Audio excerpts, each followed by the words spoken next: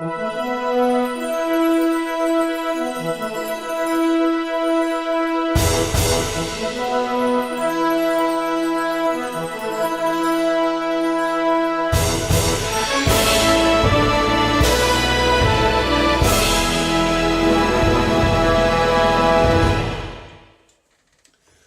howdy, folks.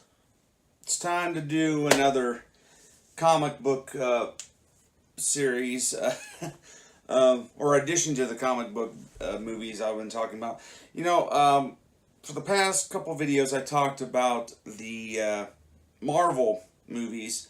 This time, we're going to switch things and go to DC. Now, this is what I have. I kind of lumped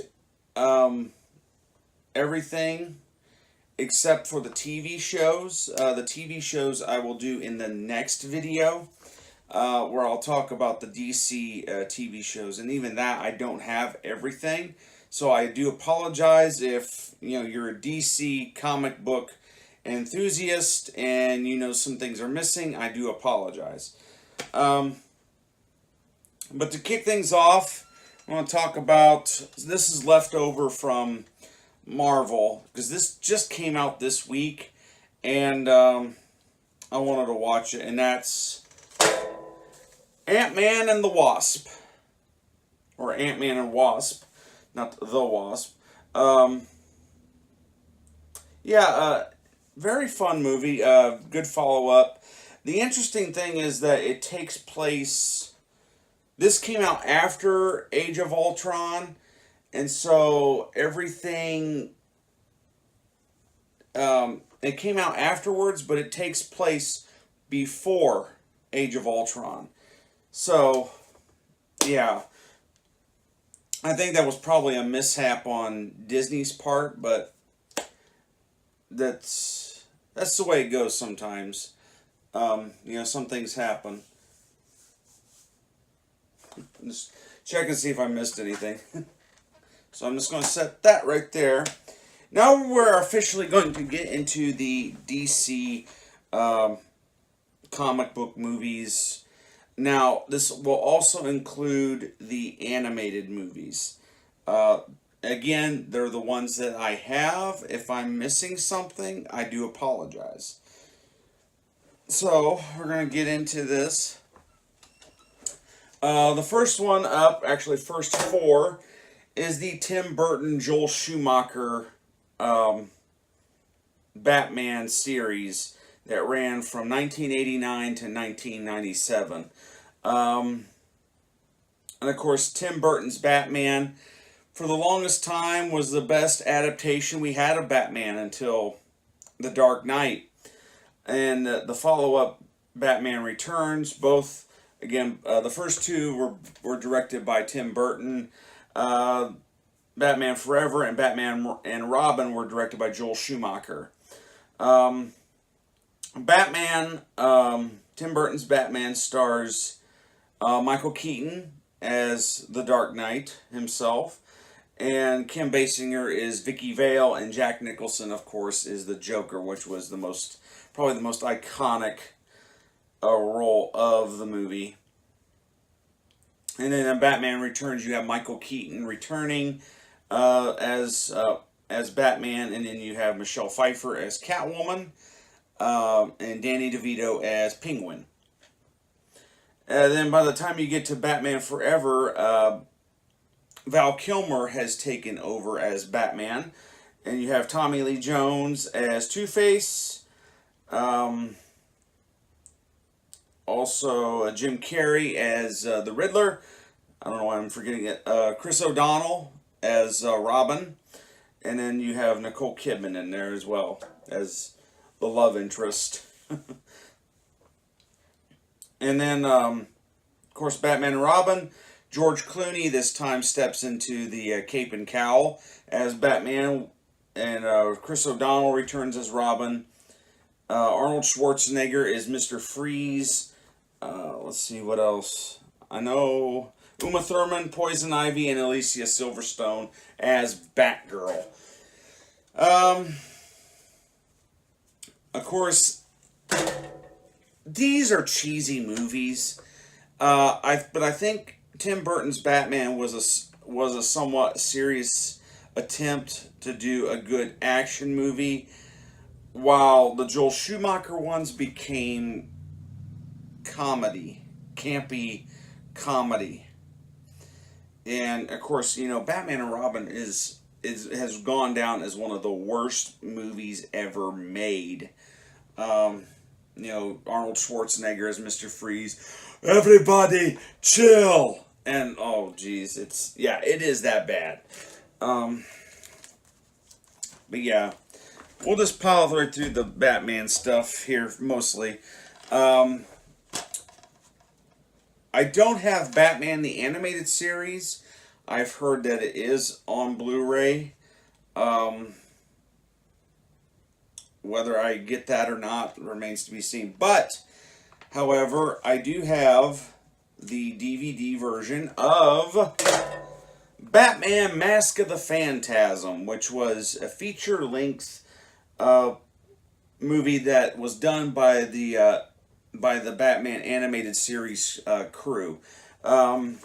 Story was that they wanted to do a 4-part television episode where Batman has to fight the Phantasm, and the Joker was involved, and so they began animating this 4-part episode. And so the people at Warner Brothers, they said, you know what, let's look at this. They looked at the story, and they looked at what they were doing, and they said, why not just make this as a 90-minute feature-length movie? We'll put it in the movie theaters because they said the TV show is doing very well for children. Let's put this in the movies. And so that's what happened. And it's, as a film, it received mixed to negative reviews. But I've always enjoyed this movie. Of course, you have Kevin Conroy as voice of Batman, Mark Hamill, Dana Delaney is in here, and Abe Vigoda, and Stacy Keach is the voice of the Phantasm. So, yeah, I still think it's good. I'm going to possibly try to get this on Blu-ray, part of that animated set, but we'll see what happens. But then again, there's also the DC animated movies here as well. I'm just going to... These are the Batman ones I have. We have Assault on Arkham, which I think I read just got the 4K release. Batman Bad Blood. The Dark Knight Returns Deluxe Edition. I didn't see the need to get the two parts split up. I just wanted to see it as one continuous story, so I just got that one. We got Son of Batman, Batman vs. Robin, The Killing Joke, which was the first R-rated Batman animated movie. And I can see why some people do have some problems with this movie.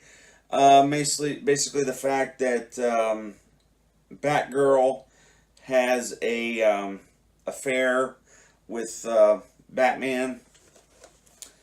And then we got Batman Gotham by Gaslight, which is also rated R. Batman Ninja, which is the anime film that they did. And then there's Batman and Harley Quinn. So those are the Batman animated movies that I have. I'm sure there's some more out there. Yeah. I'm just going to take these off in the order I put them in, because I got to put them back on the shelf in order. So, and then next up, we got Batman v Superman: Dawn of Justice, the Ultimate Edition. To be honest, I do like this movie. I do have some problems with it. It's just some of the things in this movie I really, the problems I have with it, I don't think, here's the two big ones, okay? I don't think the reason why Batman is upset with Superman is a really strong enough reason for him to be feuding with him at all. And the second reason, and how they resolve everything, is ludicrous. I'm not going to say what that is. If you've seen the movie, you know what I'm talking about. But, and of course, this also has the Ultimate version, so it has the theatrical PG-13 version, and it has the Ultimate Edition, which is rated R, and has about another half hour worth of content to make it rated R. So,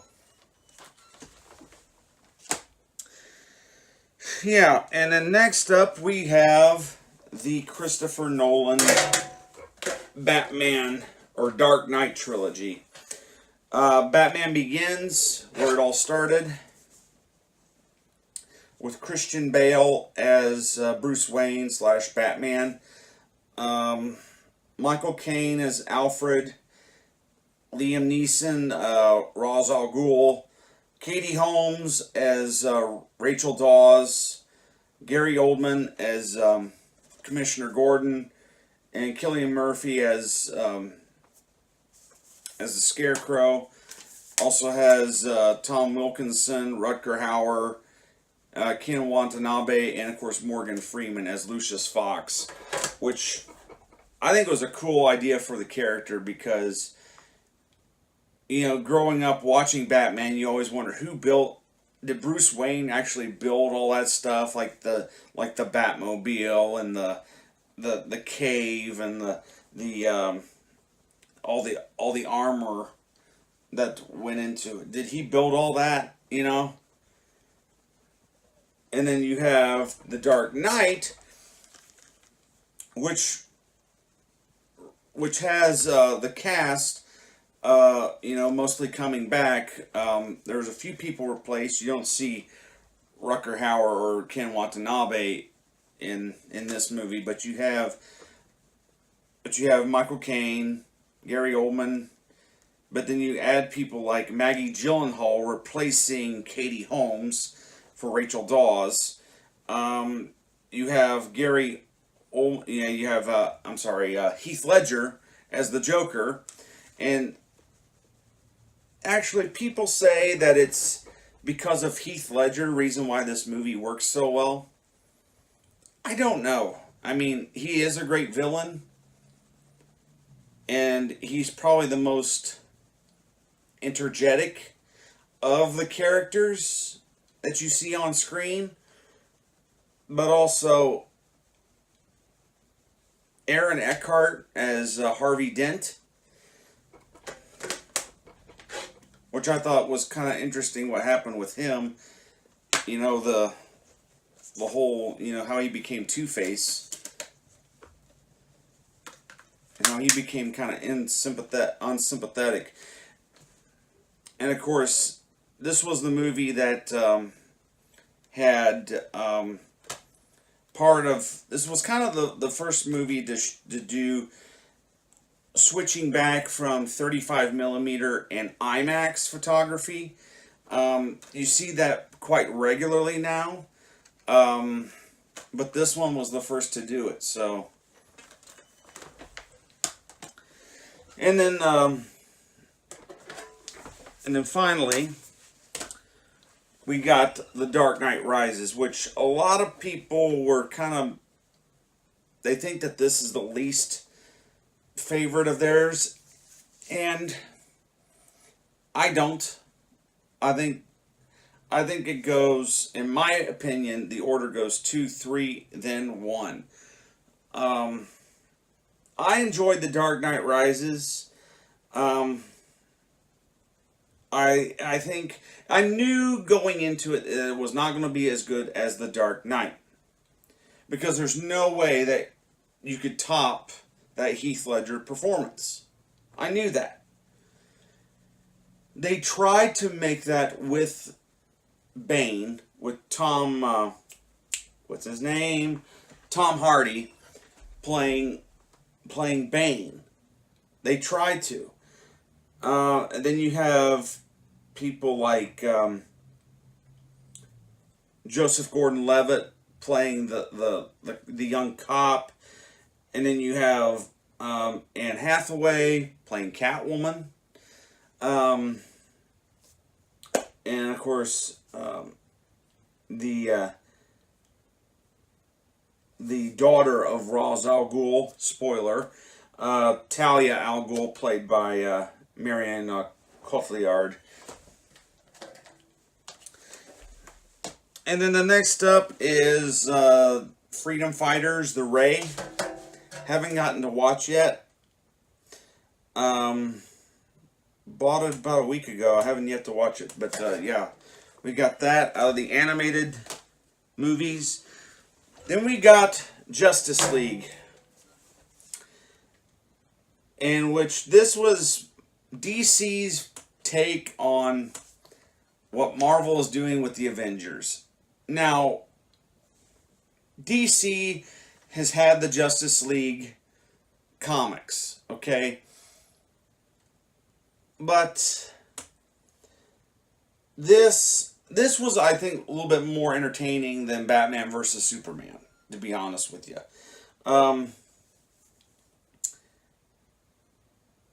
I just think that it's obvious what they're trying to do. And you even bring on Joss Whedon, who directed the first 2 Avenger movies, to step in to fix Justice League. Originally, of course, Zack Snyder is still credited as director, but however, he was fired from this film, and Joss Whedon was brought in to finish the film and do post-production. And so, there you go. You have the Justice League movie, and I actually do like Ben Affleck as Bruce Wayne and Batman. Even though he is a bit more darker, he does some things that Batman necessarily wouldn't do, which is kill. Batman versus Superman. He actually kills some people. But, yeah.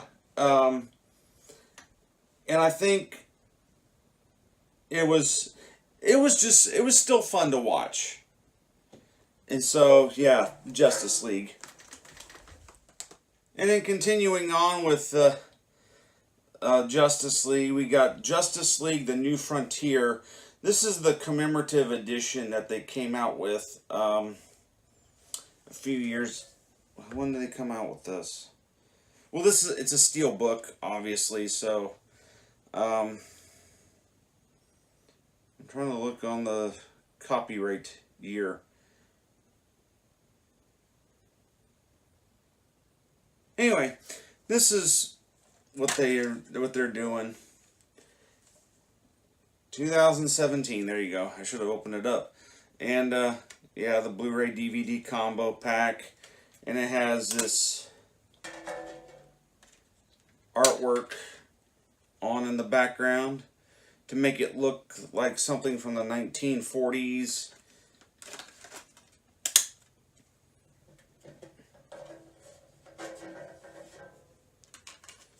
So there you go.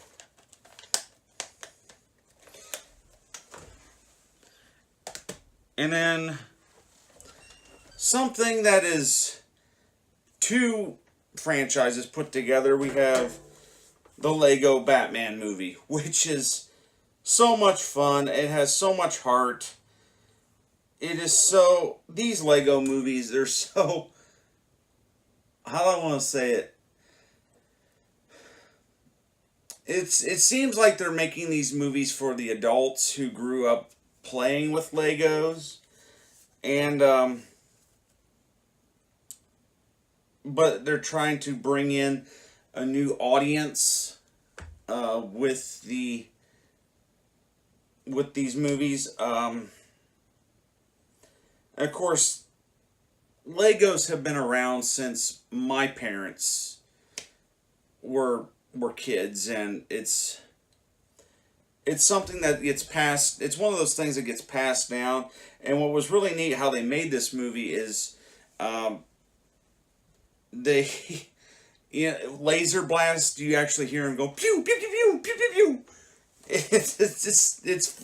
It's just crazy, and it's really enjoyable. And of course, they hire big celebrity and comedians to do the voices. You have let's see here. You have Will Arnett, who's doing Batman. Zach Galifianakis as the Joker. Michael Cera as Robin. And Ray Fiennes as Alfred the Butler. And so, yeah, you have all that going on for it, and just this sense of these actors, who grew up, but they're not grown up.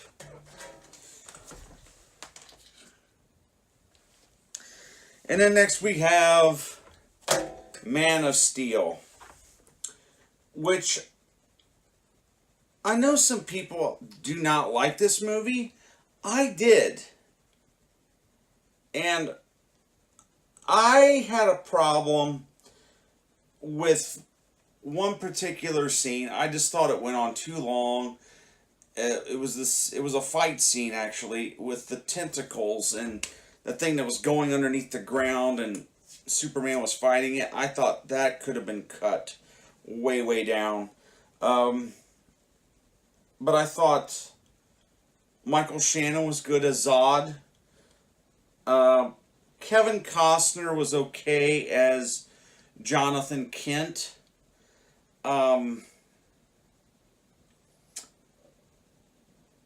Mainly because I'm so used to seeing an older actor, an older man, play that part. And of course, Kevin Costner's not young. I mean, he's in his 60s.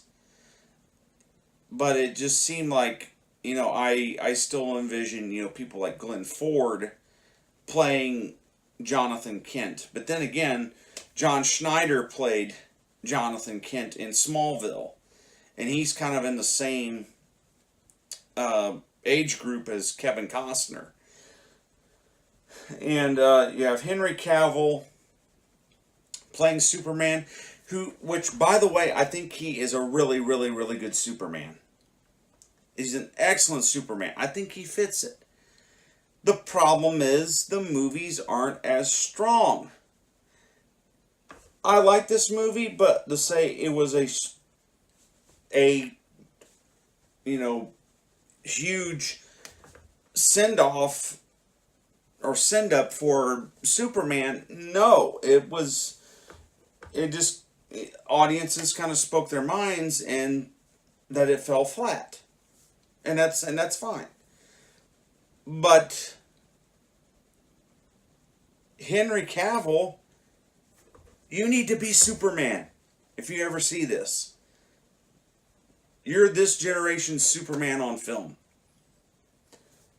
And yeah, I enjoyed the film. It's not perfect, but I thought there was some really, really cool stuff in this movie. Like, they show the whole part of Superman growing up as a human child, and he's discovering his powers for the first time, and how it scares him. and it's like the scene. There's a scene where he's like, I'm guessing around 10 or 11 years old, and he finds his X-ray vision for the first time, and it scares him to death because he's looking at his fellow classmates. He sees their skeletons, and they're talking at him, and they're glowing, and it's scary to him. Yeah, I think it's a good movie. It's not a perfect movie, but it's so much so I don't want to lose Henry Cavill as Superman. But that may happen. Now, next up, I'm going to put together, because a lot of people don't know that this belongs to DC Comics, Red and Red 2. As a matter of fact, DC is credited on the back, even though it's not a Warner Brothers production. It's Summit Entertainment, but it's DC property. So yeah, there you go. Moving on. And then next up we have the Suicide Squad. Suicide Squad with Will Smith, Jared Leto, Margot Robbie, Viola Davis, Joel Kinnaman. I said Josh, but it's Joel. Yeah, just some. This could have been something else, if you know what I mean. It could have gone to the extreme. And of course, it's bad guys. You know, I mean, you have Harley Quinn in there, so. And then we got the DC animated film Suicide Squad Hell to Pay. There's my stack's about to fall over. This definitely is rated R. It's not for kids. Using the F-bomb and some profanity. There is some nudity in this. Yeah, this is... Just because you see something that's animated does not mean it's for kids. This is case in point. A ton of blood. Yeah, yes, I did watch this, so I know what I'm talking about. But yeah, Suicide Squad, Hell to Pay. Now, next up is going to be a little lengthy. Talking about the Superman Motion Picture Anthology. And this, of course, is a set, a big box set. Check your local FYE. If you can, they have a version that's strictly DVD, but it's of the movies only. I would encourage you to get this instead of that, because this is loaded. It is loaded with the movies, content, documentaries. It is loaded with material. And I'll show you what I'm talking about. This is the films from 1978 to 2006. So, and this box was kind of tattered when I got it, but I saw it really cheap. And it just slides off like that. And then you pull this out, the Digipack, and this is just a box. I'm just going to put that back together. So we have that, and so we have this Digipack. The spine, I don't think I've ever shown this off. We have this. See look how big that is. Now let me explain what's in here. We have Superman the movie from 1978, as well as the extended version of Superman the movie. We have Superman 2, the original theatrical release. Then we have Superman 2, the Richard Donner cut. Then we have Superman 3, and then Superman 4, which there is no extended versions of those. They're just as they are. And then we have Superman Returns, directed by Bryan Singer. That's just the movies. As you can see in the contents, there are a ton of extras. So, are you ready? Superman the movie, Disc 1, the original 1978 theatrical release. Features commentary by producer Pierre Spengler and executive producer Ilya Salkind. Vintage TV special, The Making of Superman the Movie. 1951 theatrical feature, Superman and the Mole Men, starring George Reeves. Classic cartoons, Super Rabbit,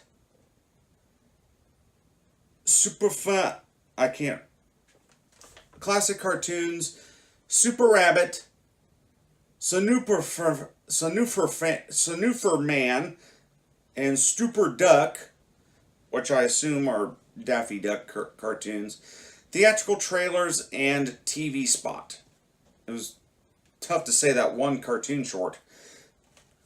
Disc 2, Superman the Movie, the expanded edition.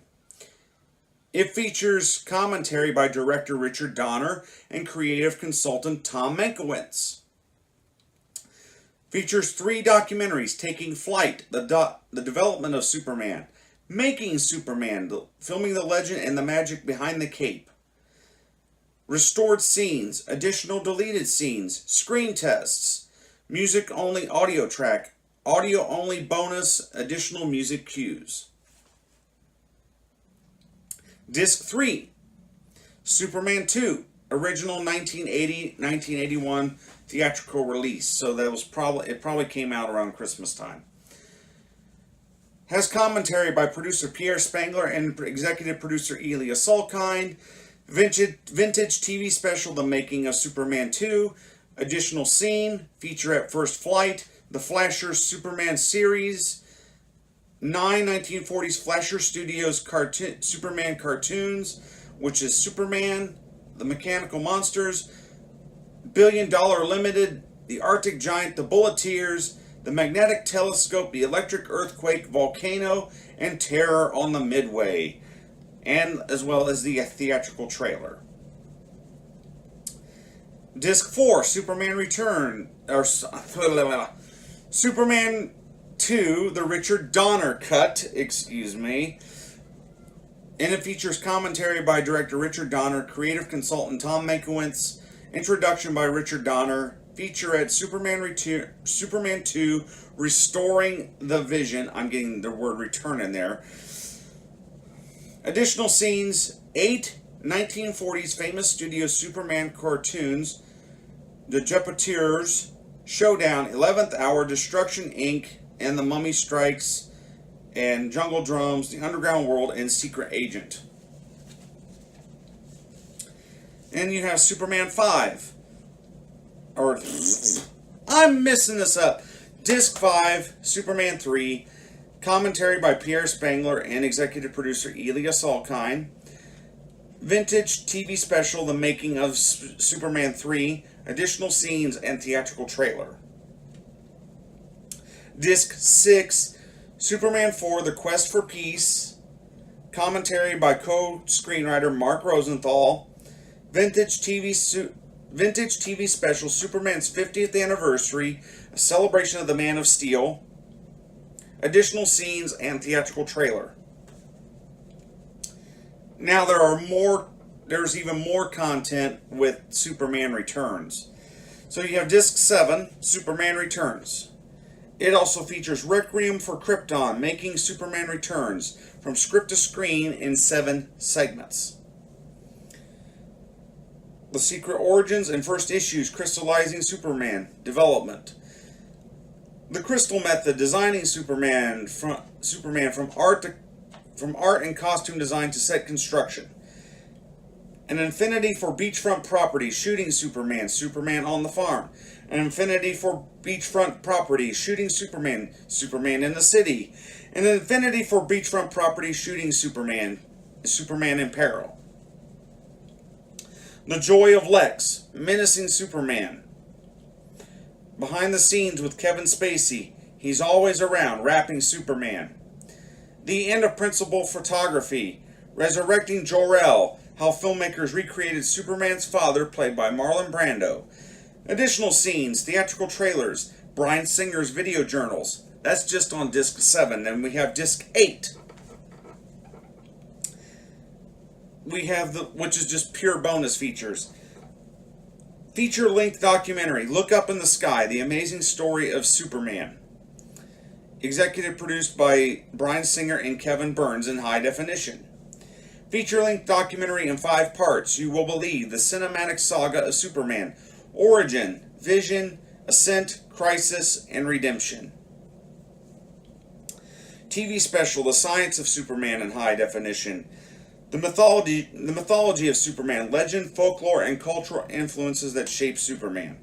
The Heart of a Hero, a tribute to Christopher Reeve, and The Adventures of Super Pup, which was the 1958 TV pilot. That obviously did not air, because they talk about that in the Look Up documentary, which is an excellent documentary. And this just sits back in the box.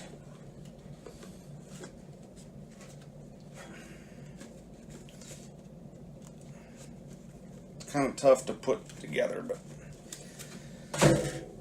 yeah.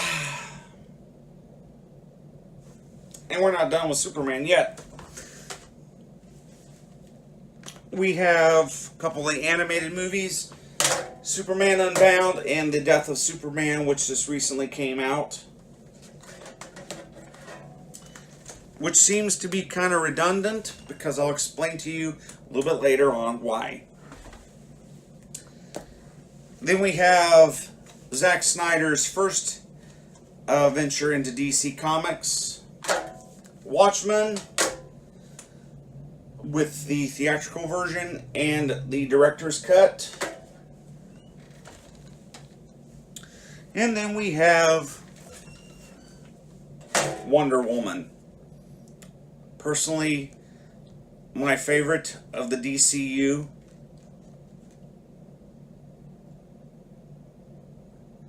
Yeah. And it's proven to be the best one so far.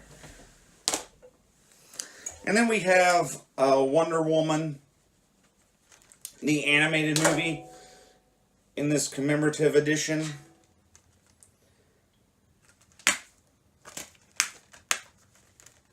So yeah. And then we're not done yet. There's excuse me. Like I said, The Death of Superman. Kind of redundant, because I have these. These are actually published comics with the movie adaptation inside. Like I said, The Death of Superman was a little redundant to do, because they've already adapted it as Superman Doomsday, which was the first movie adaptation, but they used the animated series people, while that Death of Superman is a completely reboot and retool. But we have, for a while, DC was doing this with their animated movies. If they were doing like a animated adaptation of a movie, then they publish these as a special edition. So this, The Death of Superman, has Superman Doomsday, and along with the original comic book it's based on. Then we have Batman Black and White. Then we have, but the movie is Batman Gotham Knight.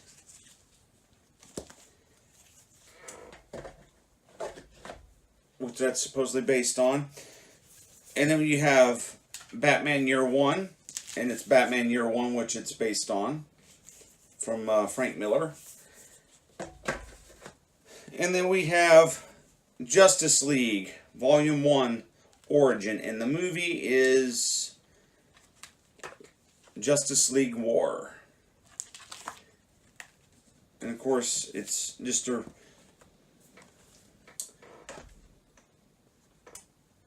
So yeah, there you go.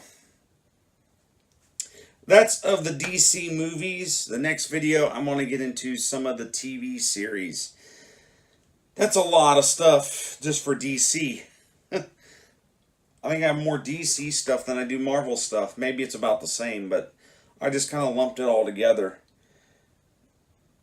And another thing is, they still do this, but they did a version that's condensed down, like Gotham by Gaslight, the animated version of that. They do have the original comic, but it's in like a little, it isn't a hardback little booklet, but it's enough that they can squeeze it into a little tiny box. And they also did the same thing with Harley Quinn's, and it's just a small book, no bigger than a children's book. So that's that for now. From me to you, see you later.